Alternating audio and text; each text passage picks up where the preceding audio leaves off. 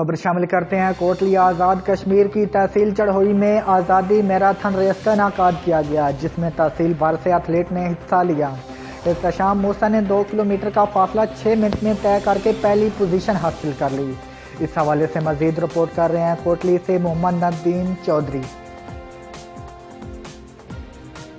Charhoi press club के ज़ेर तमाम मैराथन रेस का इनेकाद किया गया, जिसमें बड़ी तादाद में एथलीट खिलाड़ियों ने हिस्सा लिया। पहली 10 पोजीशन हासिल करने वाले खिलाड़ियों में इनामात तकसीम किए गए। 2 किलोमीटर का फैसला 6 मिनट में तय करके एहतशाम मूसा ने पहली पोजीशन हासिल की।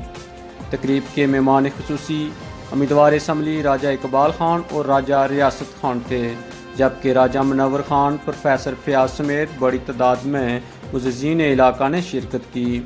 तकरीब से खिताब करते हुए मेहमान ग्रामी ने कहा कि जहाँ के ग्राउंड आबाद होते हैं वहाँ के अस्पताल वीरान होते हैं।